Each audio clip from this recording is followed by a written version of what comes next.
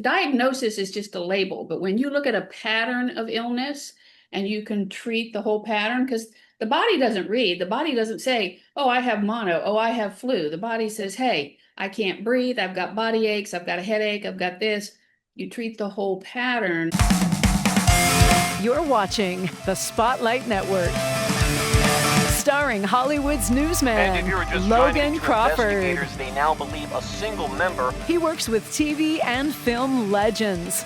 And now, Logan's shining the spotlight on the world's top emerging authors and creators. International were abducted. This is Spotlight with Logan Crawford.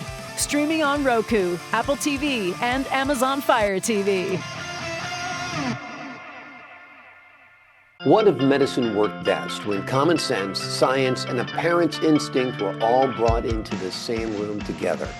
I'm Logan Crawford, and right now on Spotlight, we are sitting down with one of my favorite guests, one of my favorite authors, one of my favorite doctors.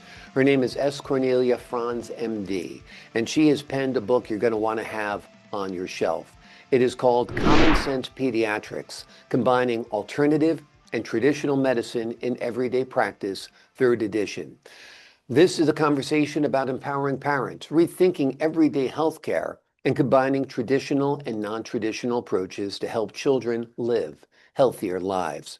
We're delighted to have this author join us once again here today on Spotlight. We thank the team for helping us put her on TV today. And we ask viewers like you to support authors like her by subscribing to our channel and by purchasing her amazing book. The links are below this interview.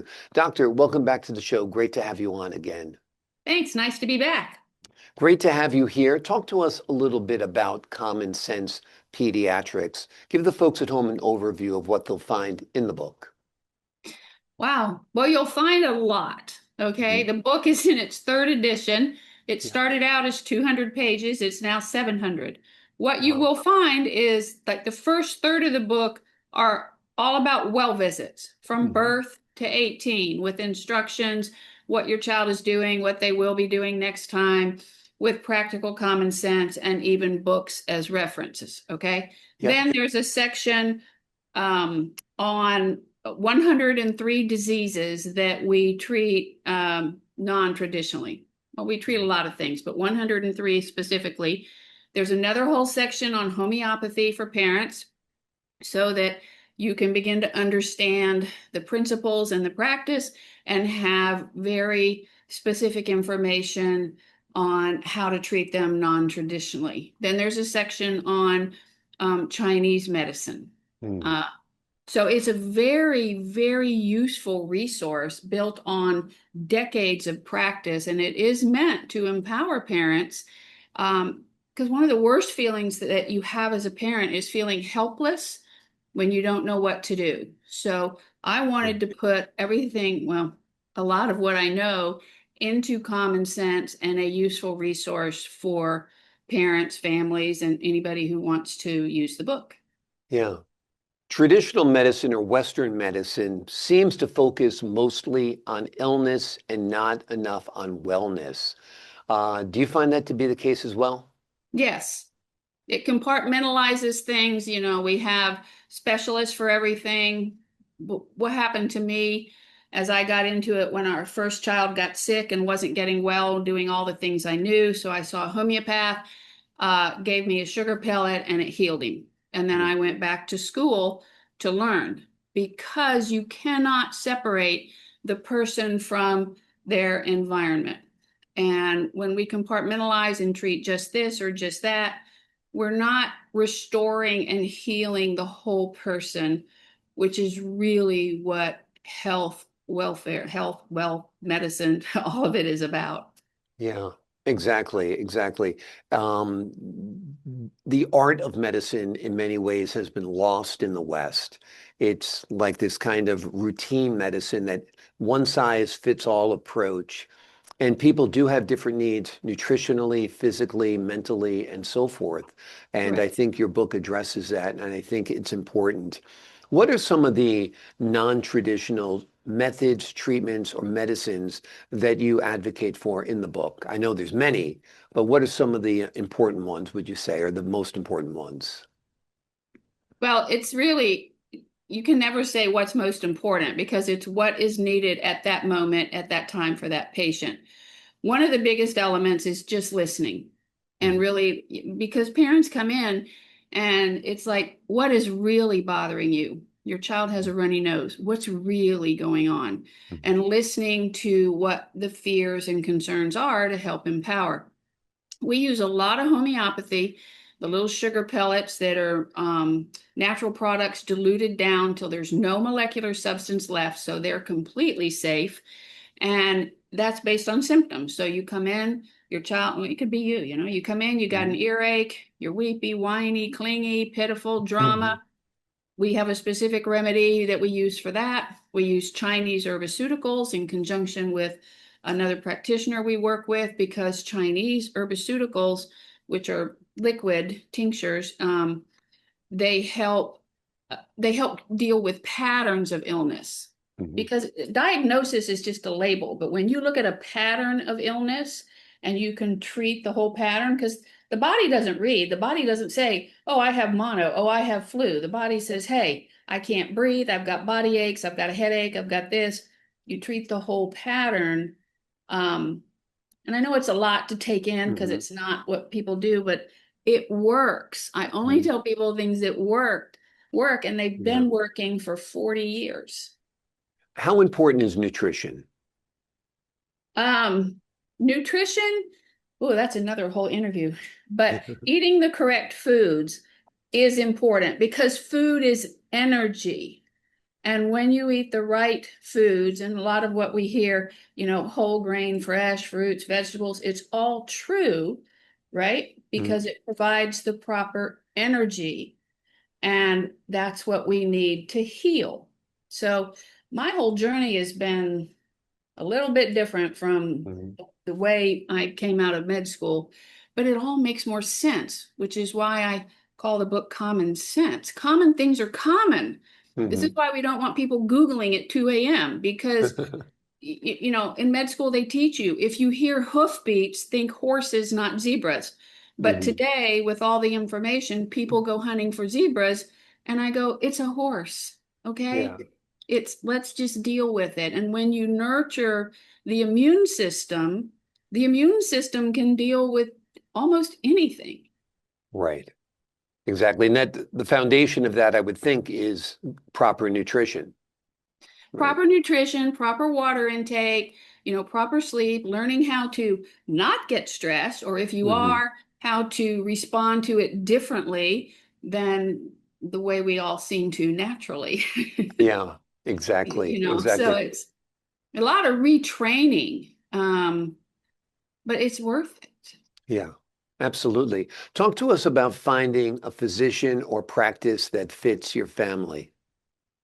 Right. So first thing I do when I'm looking, because I get a lot of people moving, and so I'll start Googling. I start there because I don't know every practice in the whole nation.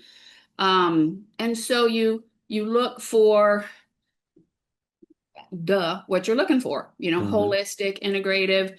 And then a lot of times I go, you just have to go and interview in person to make sure they're a good fit and that they will work with you, which I think is important. I think that it's also important that sometimes you do have to drive a little bit to find the right fit. Most people want, the statistics say, within 8 miles. I get that, but not if they don't work with your values and goals. Yeah. Exactly. Everybody's concerned whether it fits their health insurance, but you need to make sure you get a practice that fits with your philosophy and your goals as well. The first thing you call the doctor's office, what's your insurance? So it should go beyond that. Absolutely. Parents, young parents in particular, and that's who have the babies usually, are nervous. They're scared. They're confused by Dr. Google and now Dr. ChatGPT. So talk to us a little bit about helping families understand the body and its response to illness. The body is designed to heal. Right. Now that can be like, what? I go, oh yeah, it was designed to heal. The immune system literally is divine. I tell people that. Man didn't create it. Hmm. The creator did. Right. And so when challenged, you will make antibodies, you will, be able to fight things off. Now, sometimes it goes beyond, but we'll do that in another interview. Okay, Yeah. so it's nurture it. You got to drink water. The solution to pollution is dilution. We tell Hmm. everybody needs 50% of their body weight in ounces of water a day, including newborns. A lot of people disagree with that, but I have a track record showing that it works. Yeah. So, that helps. Eating the right foods, getting sleep, all the things that we talked a little bit about. But where our focus is now, yes, we will treat traditionally and non-traditionally, but when you focus on prevention, then you don't have to treat illness, right? Yeah. Or you get to a point where your immune system, you get sick, but you get way less sick than somebody who's not taking care of themselves. Yeah. Let's talk a little bit about prevention. Supplements, are they part of prevention? Um, well, to me, that's a little bit of a mine. Hmm. Supplements can be helpful, but supplements, they don't fix anything. They supplement. Hmm. Okay. So in some ways, yes. And I never argue with something that works. So you could say, well, I take this and I'm fine. I go, that's good. I Yeah. can't argue with that. But what's the real dysfunction? Because if we can get to the real dysfunction, that supplement is assisting improvement, but not restoring, then we can get you to where you go to get the body back to its design to heal format. So we actually have a Chinese herbaceutical we use for prevention that we use. You take it every single month, first 3 days of the month, twice a day. And over time, it boosts and builds the immune system and can help prevent illness. Hmm. Makes you germ resilient because nobody's germ resistant since we're covered in germs, Yeah, So, exactly. yeah, there are 4 elements: sunlight, oxygen, water, food. And when you get those every day, then those also help the immune system. Um, and honestly, what I have found is that staying healthy can be so simple. Hmm. It's not always easy because you have to change some things in your lifestyle, but ultimately it's simple. And then Hmm. we just help people get there. Yeah. So, yes, I use supplements. Yes, supplements can help. But I've also been through a phase where I had kids come in with a big, huge brown bag full of Yeah, supplements. you And don't want that. right.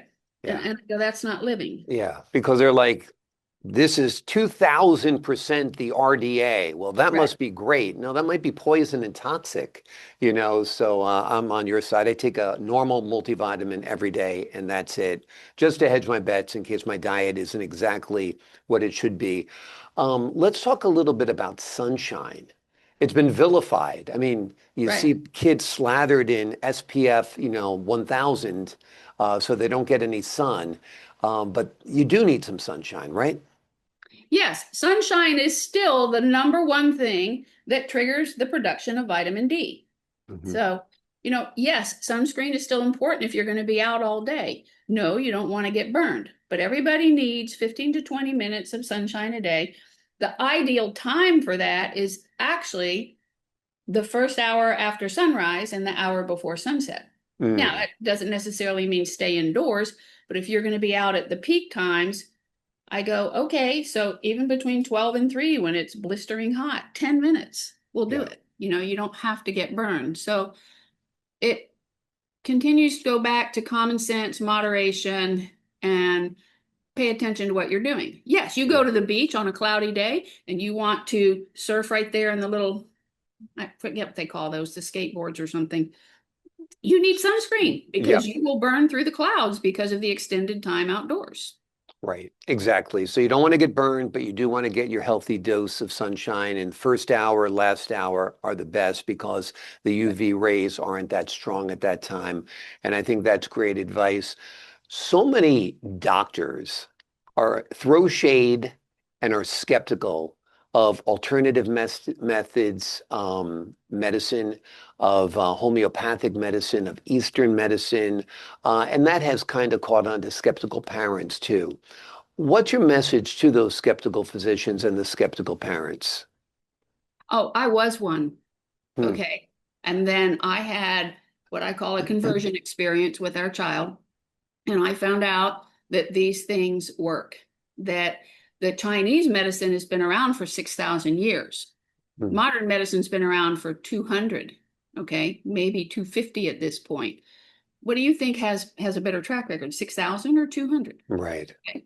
Homeopathy has been around since the late 1700s, and it works. It's used worldwide, and every other nation, every other continent, except Antarctica, okay, uses it a whole lot more than we do. And, so I go, if you're skeptical, I go, so do the investigation. I was, and then I had an experience that just got me outside the box, and I investigated. When I went to school for homeopathy, I actually thought that I was going to be able to prove it was phony. And instead it proved to me it was real. And Yeah.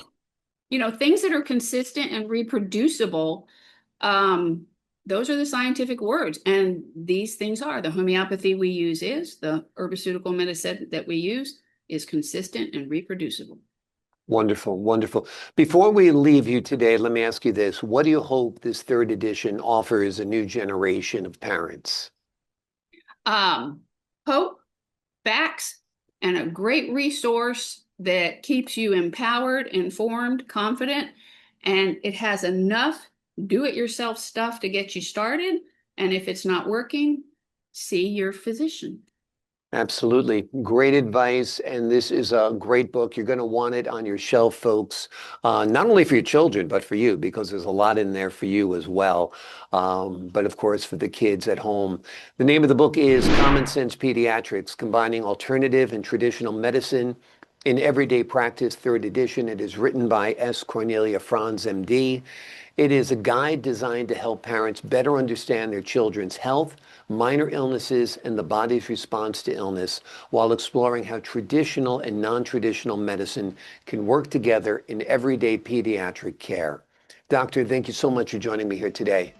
You're welcome. It's been a pleasure. Thank you. Pleasure's all mine. Always great having you on the show. I appreciate your insight, your expertise, your talent, and the wonderful work you've done on this book. To the folks at home, I'm Logan Crawford, thanking you for your time this time. Until next time.